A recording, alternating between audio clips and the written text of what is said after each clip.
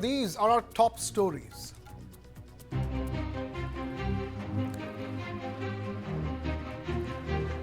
Home Minister Amit Shah sharpens attack on the DMK, says anti-national tendency is at an all-time high in Tamil Nadu.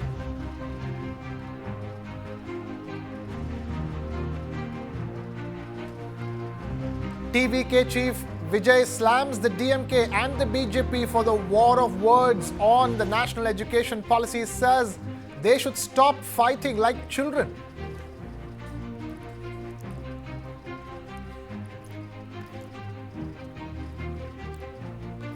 Army vehicle attacked in the Sundarbani area of Rajouri. The army launches a massive cordon and search operation.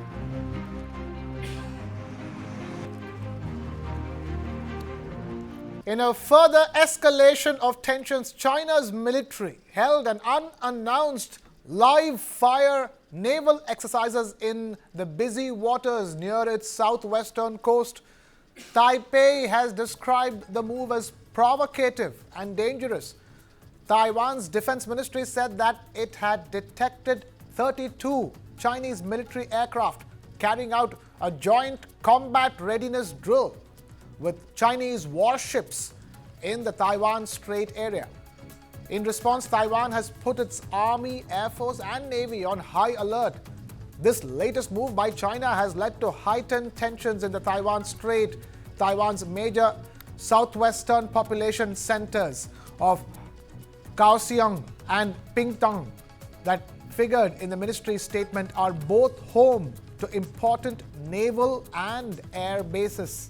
The exercises endanger the safety of international flights and shipping and is a blatant provocation to regional peace and stability. That's what Taiwan's ministry said in a statement, adding that it had dispatched its own forces to keep watch. Meanwhile, a senior Chinese leader vowed unswerving efforts to bring the island under Beijing's control. China has always viewed Taiwan as its own territory.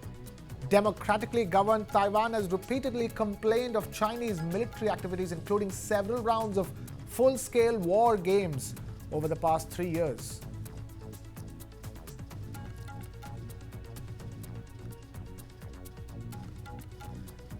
In the latest provocation in the Taiwan Strait,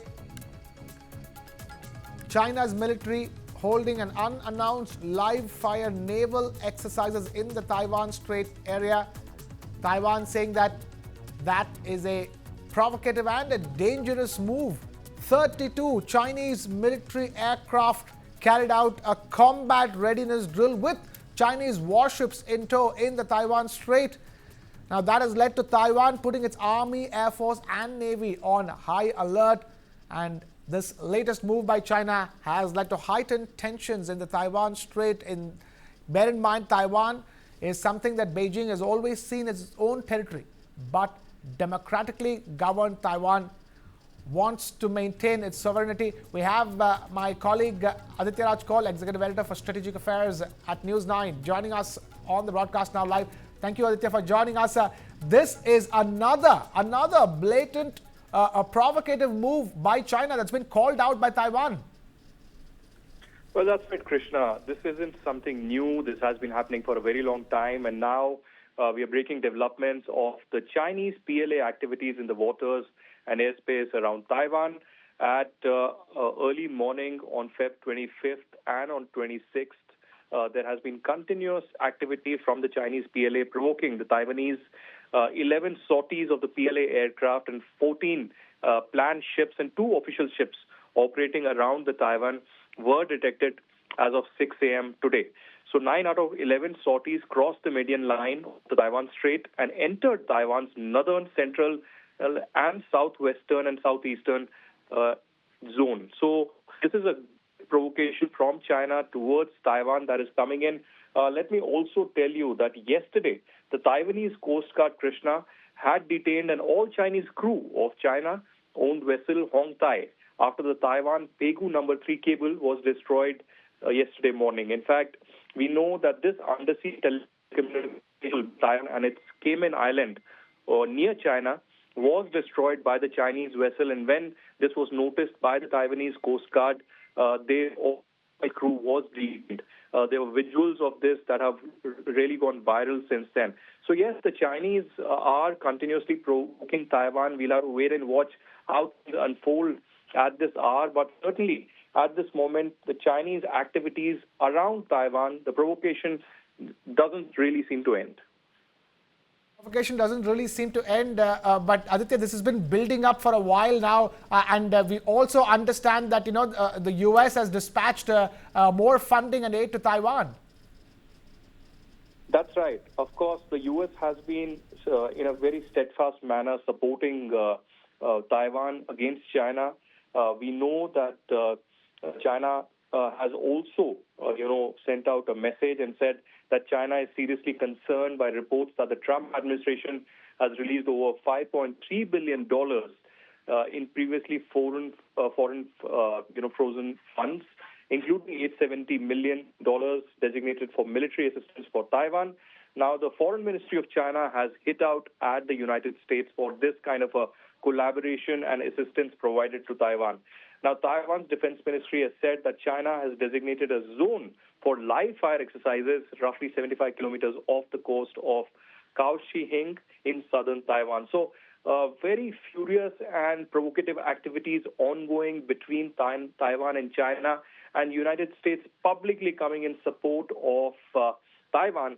This amidst a trade war of sorts that is already underway between China and the United States ever since, of course, the new Trump administration came about and imposed tariffs, not just on China, but on, of course, Canada and Mexico as well. And these tariffs have been drastically increased to balance the trade deficit that is between China and United States as of now. Trump has been very direct in his message to across the globe that he's going to impose tariffs if there is an off-balance of trade as of now. But as we are breaking details here, Taiwan and China are continuously engaged and in loggerheads after Chinese provocation, both through air and through sea, towards Taiwan. Aditya Rajkol, Executive Editor, Strategic Affairs of News9, getting us the latest on that big story that we're tracking. Thank you, Aditya, for joining us.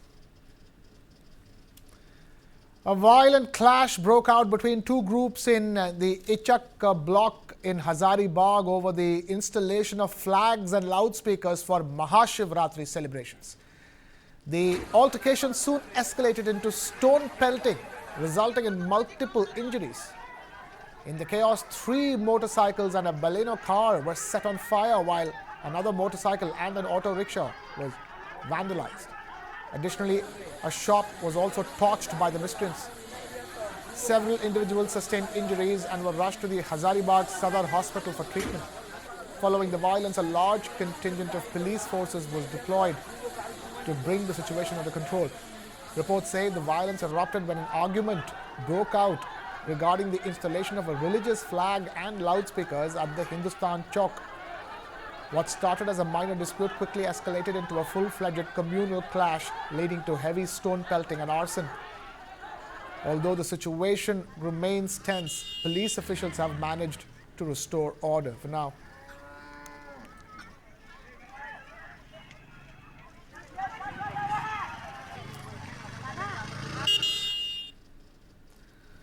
Union Home Minister Amit Shah is in Tamil Nadu for the inauguration of BJP district offices in Coimbatore, Tiruvannamalai and Ramanathapuram.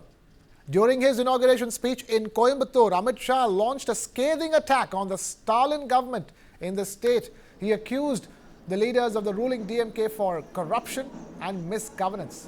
In his speech, Amit Shah said that the anti-national tendency is at an all-time high in Tamil Nadu. Tamil Nadu's government provided security during the last journey of the 1998 bomb blast accused and mastermind. Shah also accused that drug mafia enjoys a free hand in the state. Illegal mining mafia, he said, is making politics corrupt here. Mocking the DMK, Shah said that those involved in corruption should join the membership drive of MK Stalin's party. Amit Shah further asserted that the BJP will form a government in Tamil Nadu in 2026 when the state goes to polls. He vowed to end nepotism and corruption in the state while also removing individuals involved in anti-India activities.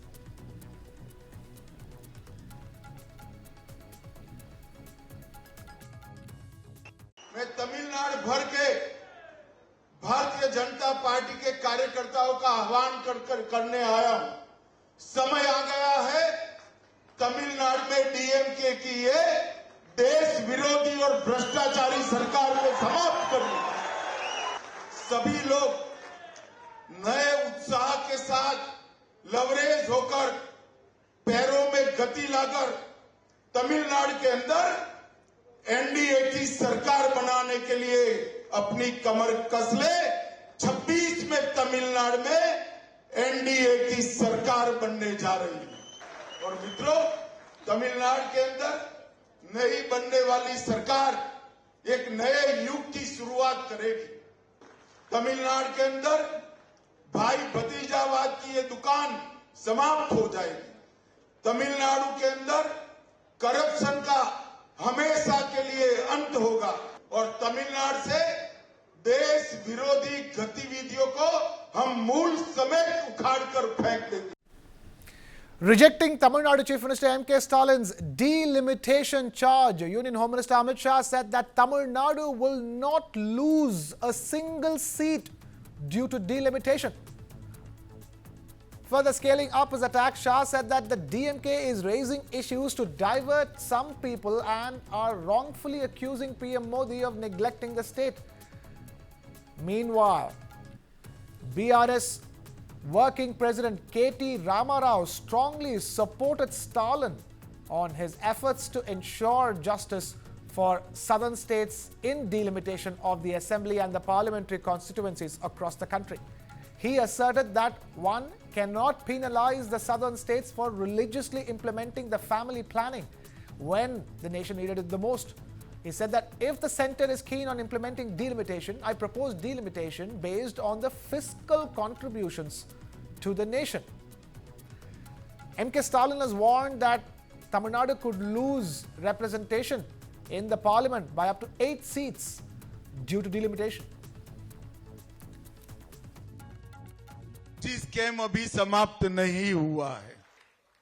कभी तो लगता है कि समाज में से चुन चुन कर सारे भ्रष्टाचारियों को डीएमके ने मेंबरशिप ड्राइव में शामिल किया है। मित्रों, ये सारी चीज से तमिलनाडु की जनता परेशान है और इसलिए तमिलनाडु के मुख्यमंत्री और उनके सुपुत्र दोनों तमिलनाडु जनता का ध्यान भटकाने के लिए कुछ मुद्दे खड़े कर रहे हैं।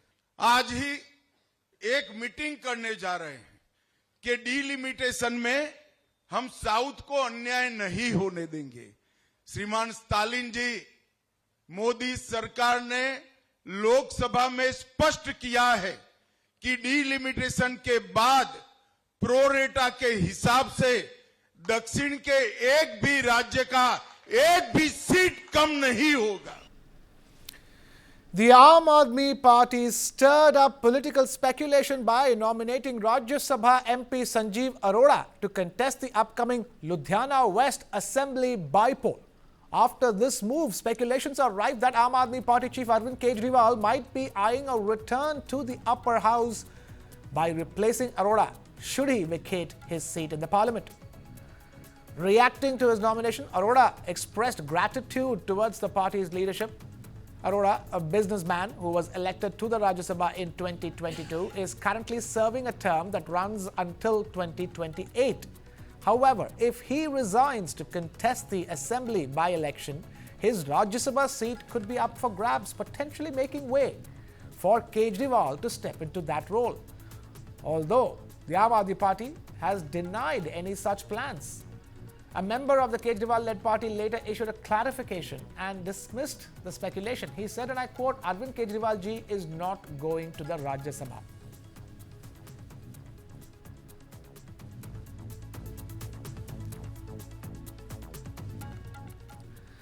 A shocking crime has emerged from Pune's Swargate ST bus stand where a young woman was sexually assaulted inside a bus. The incident took place in the early hours of the morning at around 5:30 a.m. when the victim arrived at the bus stand. The accused, identified as Dattatreya Ramdas Gade, allegedly deceived the woman and led her to a parked bus in a dark corner of the stand. The woman had been waiting for her bus when the accused approached her and engaged in a conversation. He misled her, claiming that the bus departed from another location and offered to guide her there. CCTV footage captured the woman walking away with the accused. Upon entering the dark bus, she became suspicious, but the accused convinced her to board. Once inside, he forcibly assaulted her. After the incident, the woman contacted a friend and later lodged a complaint at the Swargate police station in Pune. Sources revealed that the accused has a prior criminal record and efforts are underway to apprehend him. 8 police teams along with a dog squad have been deployed to track down the accused. Officials believe that had someone noticed the situation earlier, help could have been provided to the victim. The woman is currently in stable condition and cooperating with the police. आरोपी CCTV में दिखता है कि लड़की उसी के साथ जा रही है वहाँ पर बस तक, वो सब दिख रहा है। और उसके बाद जब ये हुआ तो उसके बाद लड़की भी वहाँ से निकली है और वो अपने गांव जा रही थी। तो बीच में उसने अपने एक फ्रेंड को फ़ोन करके बताया कि मेरे साथ ऐसा ऐसा हुआ है। तो उसके फ्रेंड ने उसको बोला कि नहीं तू वापस जा और पुलिस स्टेशन में जाके कंप्लेंट कर। तो वो लड़की यहाँ पर आई पुलिस स्टेशन में और उसने हमारे पास ये कंप्लेंट की। उसके बाद हमने इमीडिएटली सीसीटीवी फुटेज वगैरह निकाला, सब ट्रेस आउट किया। उसमें जो आरोपी है वो पहचान लिया गया है, वो निष्पन्न हुआ है इसमें। और उसको ढूंढने के लिए कल से क्राइम के जोन के सब मैक्सिमम 8 टीम्स यहाँ पर कल से काम कर रही है। डॉग स्क्वाड भी भेजा गया था, वहाँ के खेत खलियान सब जगह पे उसको ढूंढ रहे हैं।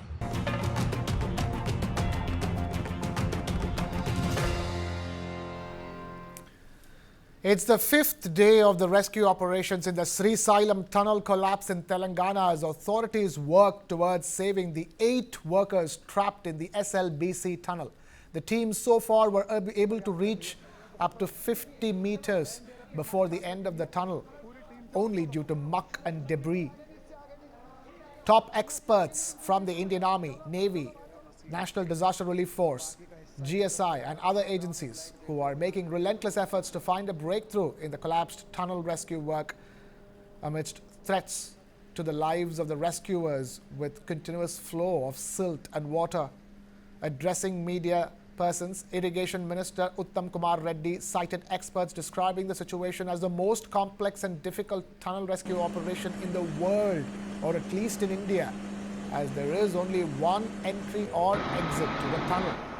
There was no contact with the trapped persons, though oxygen is being pumped into the tunnel continuously. 8 personnel working on the Srisailam Left Bank Canal Tunnel Project, or SLBC Tunnel Project, were trapped after a portion of the tunnel collapsed on the 22nd of February.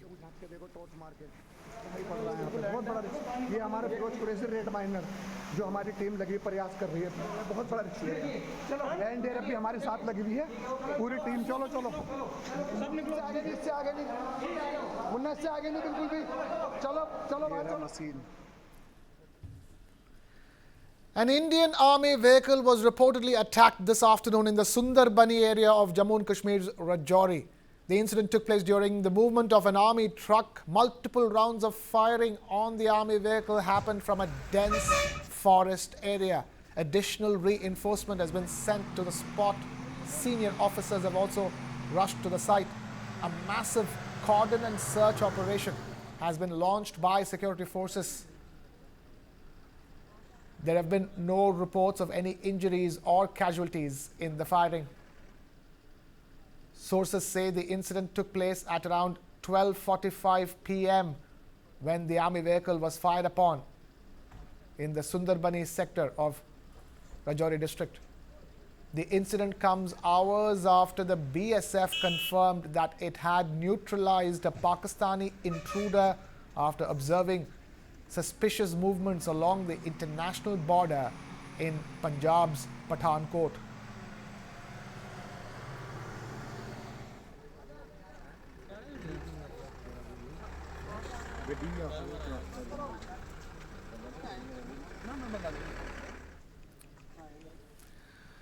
On the auspicious occasion of Mahashivratri, a historic revelation has been made by spiritual guru Sri Sri Ravi Shankar.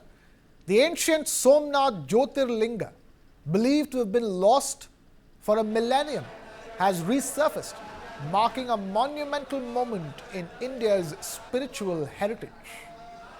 The Somnath Jyotirlinga, which was located in Saurashtra in Gujarat, was the first among the 12 Jyotirlingas in India.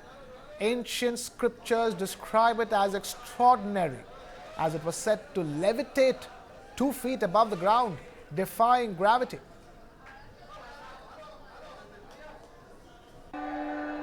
In the year 1025 CE, Mahmud Ghazni invaded India and plundered the Somnath temple, shattering the Jyotirlinga into pieces.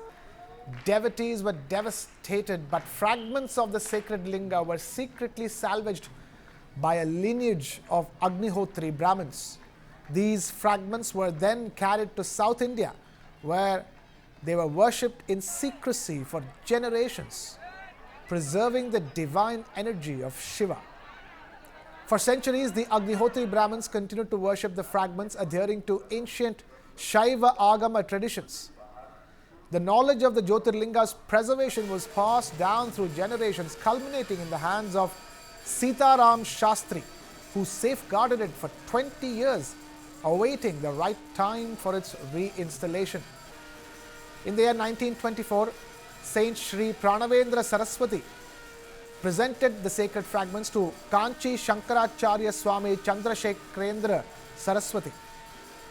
The Shankaracharya prophesied that the Jyotirlinga would remain hidden for 100 years before it could be reinstated. True to his prophecy, the Jyotirlinga emerged in 2024 under the guidance of the present Kanchi Shankaracharya and the blessings of Gurudev Sri Sri Ravi Shankar.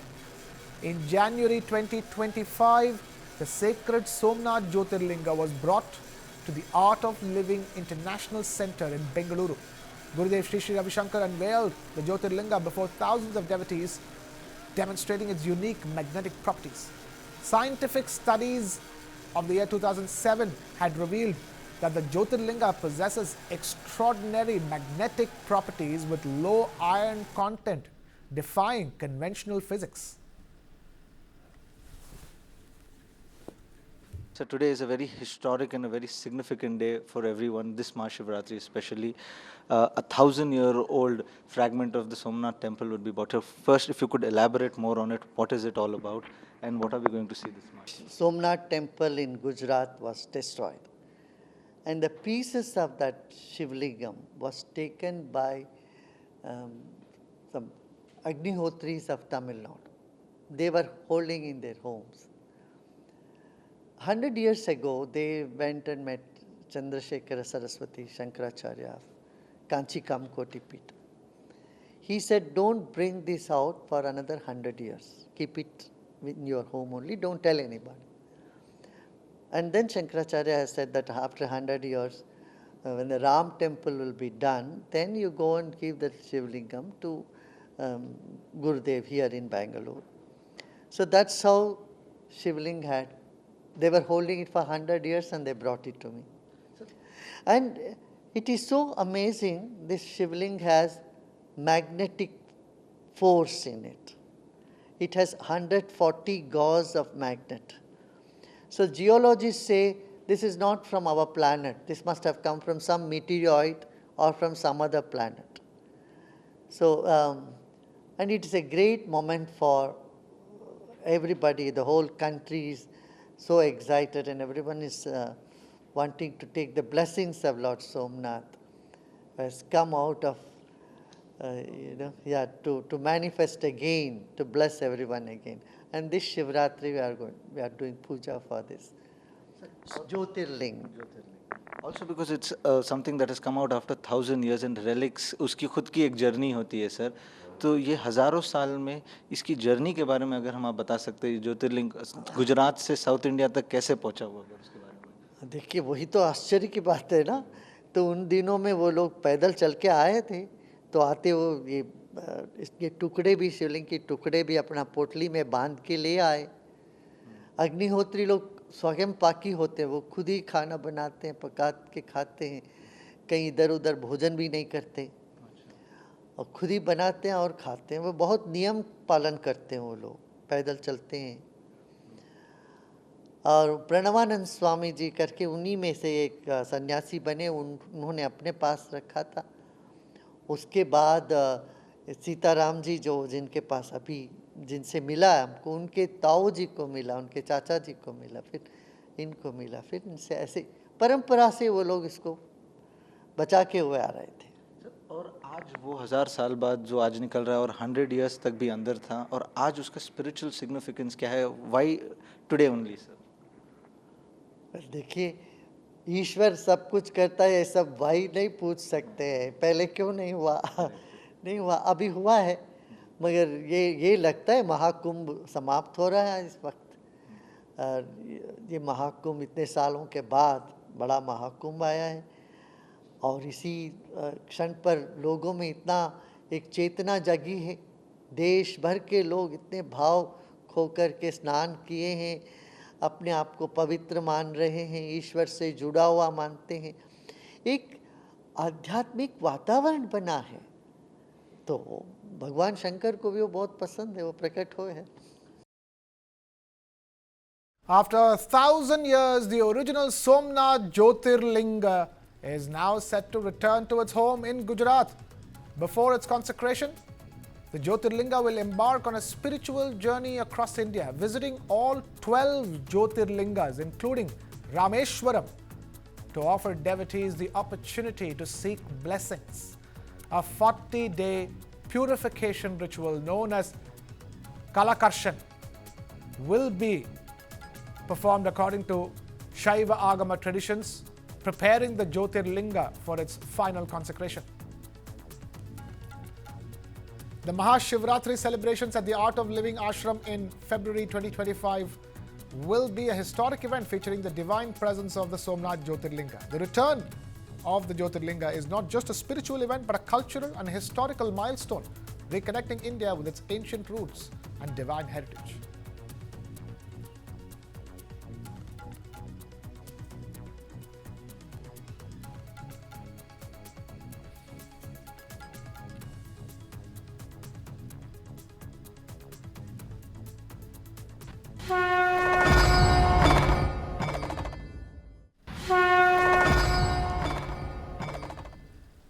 Hundreds of thousands of devotees gathered at the Triveni Sangam in Prayagraj for the final holy dip of the Mahakumbh Mela on the auspicious occasion of Mahashivratri. Devotees began arriving at the Triveni Sangam as early as midnight, camping along the ghats and waiting patiently for the opportune moment to immerse themselves in the holy waters.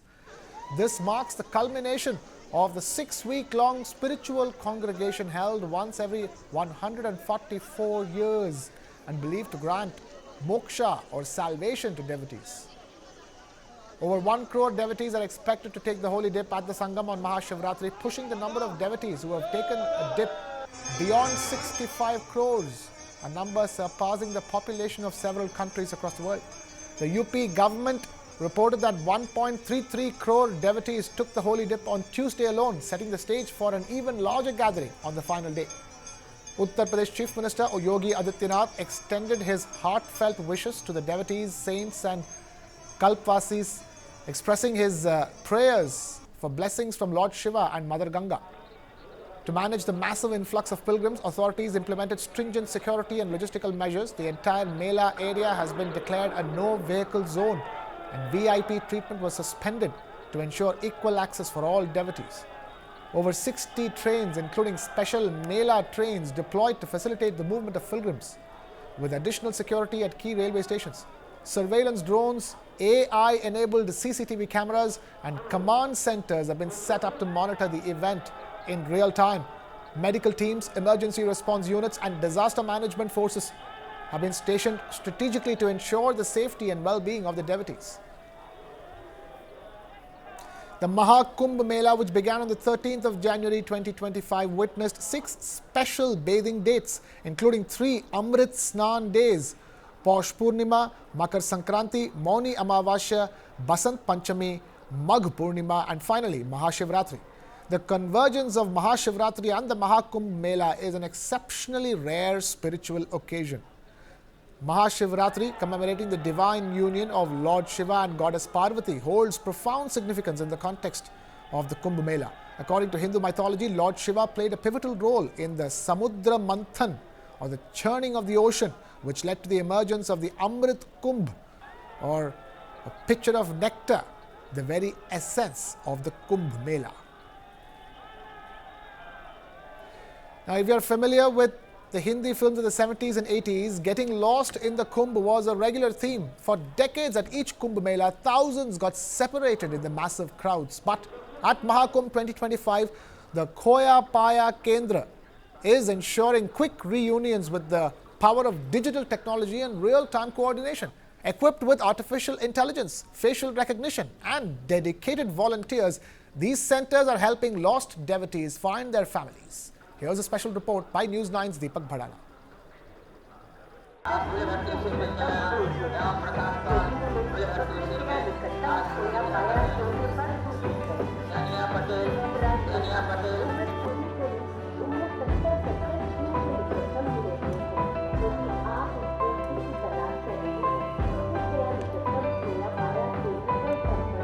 Anyone familiar with the Bollywood films of old can easily recall the tired old trope of getting lost in the Kumbh. But when you witness for yourself the world's greatest congregation of humanity, you realize that it's easy to lose yourself in this crowd of millions. And the ordeal can be harrowing. हमारे साथी था, एक औरत है, उसको लेकिन ढूंढते ढूंढते हमें 2-3 घंटे हो गए लगातार। मेरा नाम सुनीता देवी है।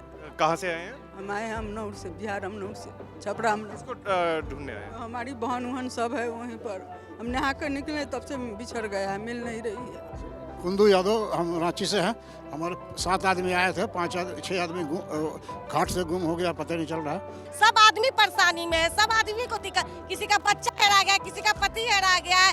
समझिए कि पैसा रहते हुए भी भीखमंगा से बदतर हाल है। Till date, over 46 crore Indians and some 3 million foreign citizens have visited the Mahakumbh 2025.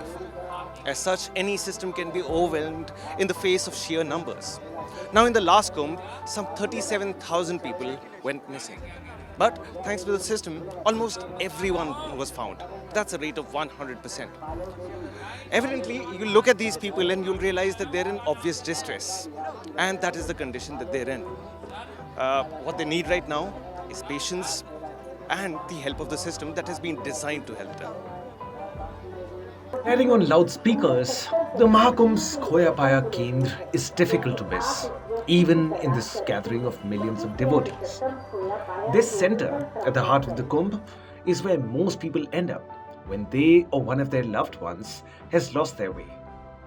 And here they find Inspector Rajat Kumar Singh. मैं निरीक्षक रजत कुमार सिंह हूँ। मैं जालौन से यहाँ पर आया हूँ ड्यूटी में, और यहाँ पर ये खोया पाया ये कंप्यूटरीकृत खोया पाया केंद्र है। ये 10 खोया पाया केंद्र बने हैं, जिसका मुख्यालय ये है सेक्टर 4 का। संगम पर भी 2 बने हैं, सेक्टर 3 में 2 बने हैं। तो जो व्यक्ति यहाँ खो जाते हैं तो उनको पुलिस या एनजीओ कोई किसी के माध्यम, प्राइवेट के किसी के भी माध्यम से यहाँ आते हैं, तो उनके रहने के लिए, खाने पीने के लिए यहाँ बना हुआ है, यहाँ रहते हैं।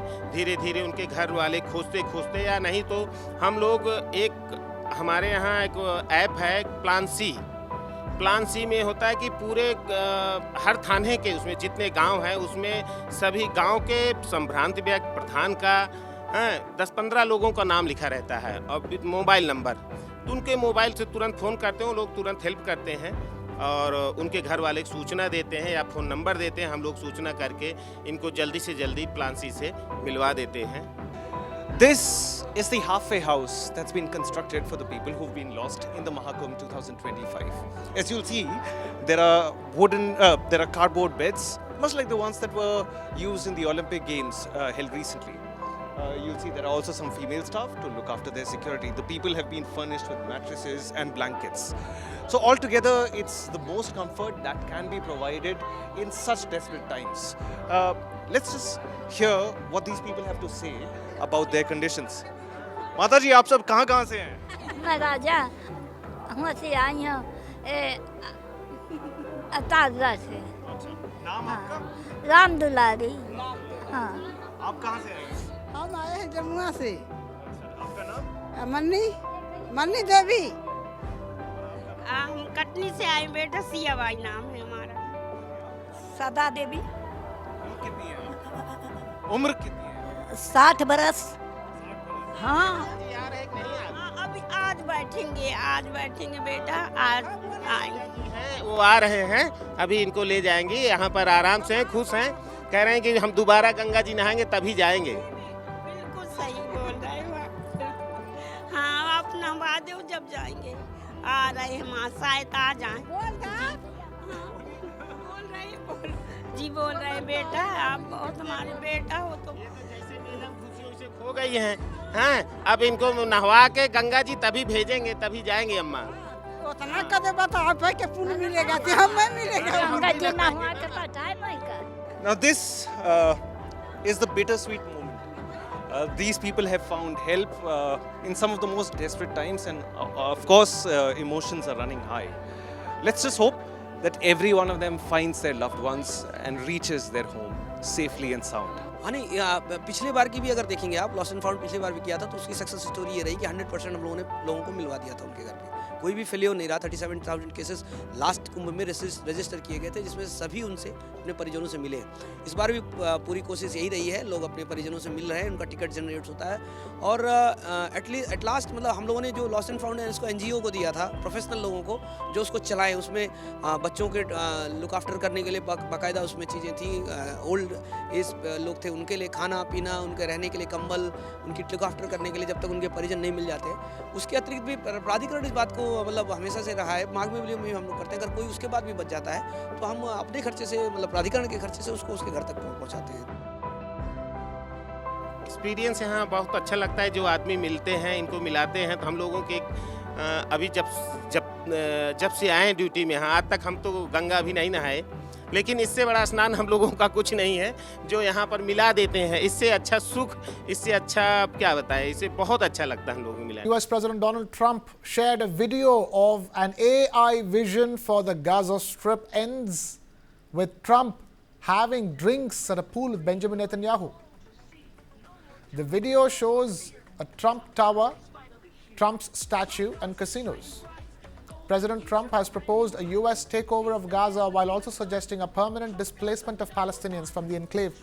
The plan has been condemned globally, with Palestinians, Arab nations and rights experts saying it was tantamount to ethnic cleansing. Meanwhile, Arab leaders met in Saudi Arabia's capital Riyadh for the first time to formulate a response to President Trump's plan for the US to take over ownership of Gaza, expel its Palestinian population and turn it into a Middle Eastern Riviera. The meeting, including Egypt, Jordan, the United Arab Emirates, Saudi Arabia, Qatar and other Gulf Arab nations, took place ahead of a larger Arab summit on the 4th of March.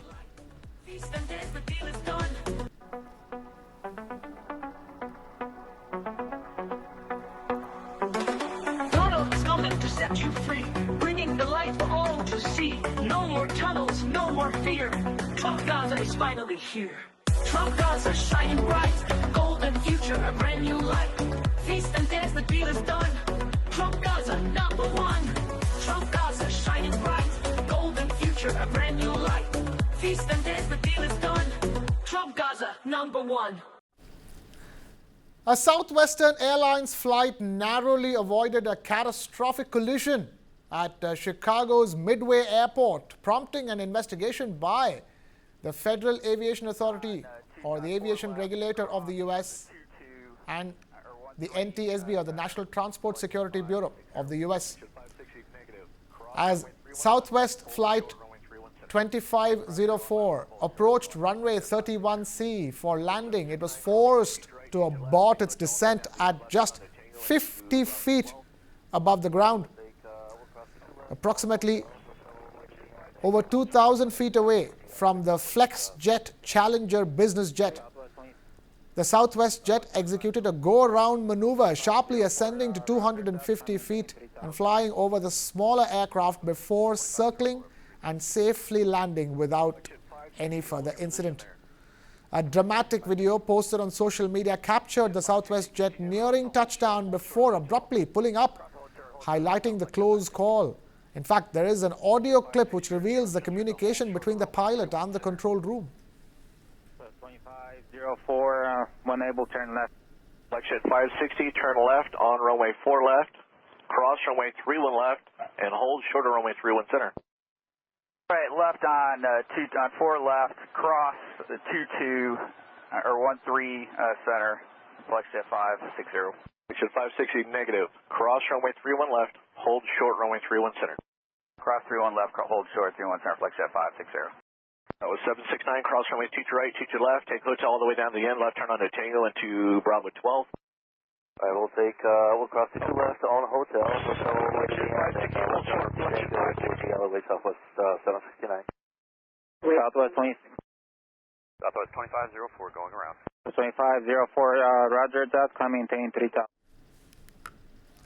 Since the end of the Gaza war, more than 40,000 Palestinians have been displaced by Israel's military operation in the northern West Bank towns of Jenin and Tulkarm, fueling fears that they will not be allowed back. Israel's defense minister says they will not return anytime soon to an almost empty Jenin camp, and Israeli hardliners are calling for Israel to annex the West Bank. Israeli bulldozers have demolished swathes of the now almost empty Jenin refugee camp in the occupied West Bank, and they appear to be carving wide roads through its once crowded warren of alleyways, echoing tactics deployed in Gaza. Defense Minister Israel Katz said on Sunday he had told Israeli troops to remain in camps that were, quote, cleared. He said the Palestinian residents would not be allowed to return. Israel began its operation in Jenin and nearby Tulkarm in the northern West Bank just a day after reaching a ceasefire agreement in Gaza. At least 40,000 Palestinians have had to leave their homes. 85-year-old Hassan al-Khatib lived in Jenin with 20 children and grandchildren. They want to erase the name and the memory of the camps. They told us to evacuate the area. No one should stay here. Where do we go? Bashir Matahen, spokesperson for the local municipality, said Jenin had become another Jabalia, referring to a refugee camp in northern Gaza that the Israeli army emptied of its inhabitants after weeks of bitter fighting. The number of houses that we saw completely destroyed is in the hundreds, and the houses that were not destroyed were completely burned, and the houses that were not burned were partially demolished. The camp has become uninhabitable due to the fierce attack carried out by the Israeli forces against the camp's residents. Matahen said engineering teams could be seen making preparations for a long-term stay, bringing water tanks and generators. No comment was immediately available from the Israeli military. The month-long operation in the northern West Bank has been one of the biggest since the Second Intifada Palestinian uprising more than 20 years ago. For the first time in decades, Israel has deployed heavy battle tanks there. Israel said it intended to take on Hamas and Islamic Jihad, Palestinian militant groups that have been present in the refugee camps for decades. But Palestinians say the real intention appears to be permanent displacement of the population by destroying homes and making it impossible for them to stay. Many see an echo of US President Donald Trump's call for Palestinians to be removed from Gaza, which was endorsed by Prime Minister Benjamin Netanyahu's cabinet. Israeli hardliners inside and outside the government have called repeatedly for Israel to annex the West Bank, which Palestinians see as the core of a future independent state, along with Gaza.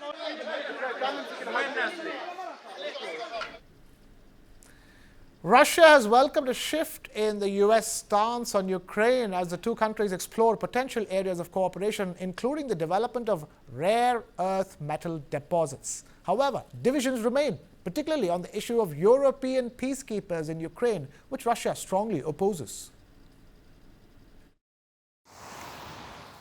Russia has welcomed what it described as a much more balanced U.S. stance on Ukraine. That's after the United Nations Security Council adopted a US-drafted resolution on Monday that took a neutral position on the conflict. The US also unsuccessfully opposed a resolution demanding Russia's withdrawal from Ukraine. A path to peace is possible. The vote have exposed divisions between the US and allies such as Britain and France, both of which abstained on the Security Council resolution. And they also highlighted a dramatic shift in Washington's position since President Donald Trump took office. That's been further underscored by the possibility of a collaboration between the US and Russia on rare earth minerals. Rare earth are a group of 17 metals that are crucial in the production of electric vehicles, cell phones, missile systems, and other electronics. On Monday, Vladimir Putin said Russia was open to joint projects with American partners, and on Tuesday, Kremlin spokesperson Dmitry Peskov said that, quote, "The Americans need rare earth metals. We have a lot of them." Both Putin and Trump have expressed an interest in a potential US-Russia economic deal, but Peskov said significant work is still needed to normalize relations. One area of disagreement appears to be on the issue of European peacekeepers in Ukraine as part of any deal to end the war. As he met with French President Emmanuel Macron on Monday, Trump said Putin was on board with the idea. Yeah, he will accept that. He will accept I'd asked him that question. On Tuesday, Peskov referred reporters back to an earlier statement by Russia's Foreign Minister Sergei Lavrov. Last week, he said Moscow views European peacekeepers in Ukraine as a, quote, direct threat to Russia's sovereignty.